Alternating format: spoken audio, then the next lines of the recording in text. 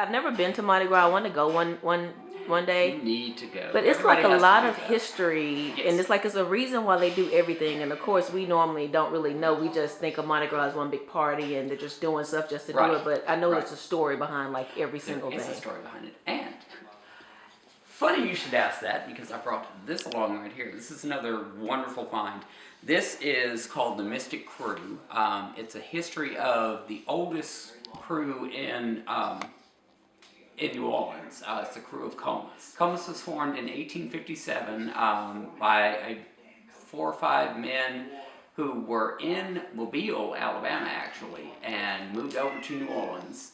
And they were society men, and they had a Mardi Gras. For a lot of people don't know this, Mardi Gras was actually formed.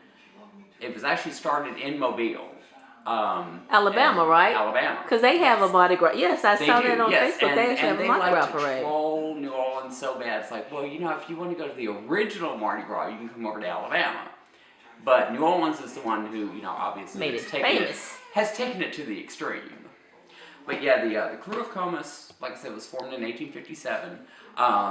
The 5 gentlemen who started it were just basically society guys who wanted an excuse to party. Yeah. So Isn't that how all good things started? Because you wanted pretty an much, excuse to yeah, party. yeah. And they formed this secret society and would go out and have these roving gangs through the streets or whatever, and with the torches or whatever they had at the day, and would just cause a whole bunch of mayhem. And it just happened that it was right around Mardi Gras, which it's 40 days before Easter. Mm-hmm. So it's the traditional, Mardi Gras is the traditional kickoff to Lent. Mm-hmm. It's your last big party day before you have to give up start stuff giving for up Lent. stuff, yeah.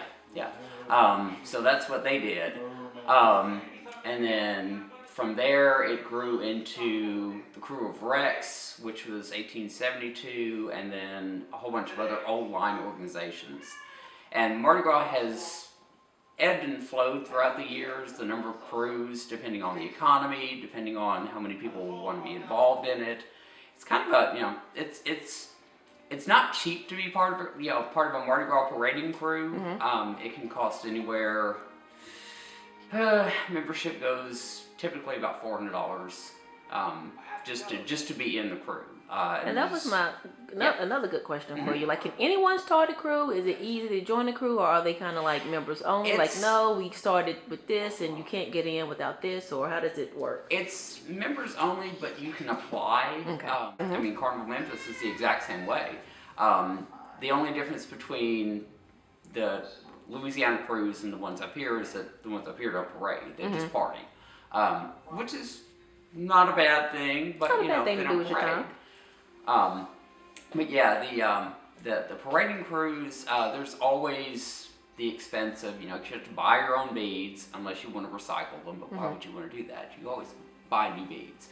And that can run you into some money. And if you get into the specialty throws, if you get into the plushy things or whatever, that, it depends on how you can spend as much or as little as you want to, knowing that you're going to throw it off the floor. Right, you're going to throw it all the way, so. Because you get rid of it.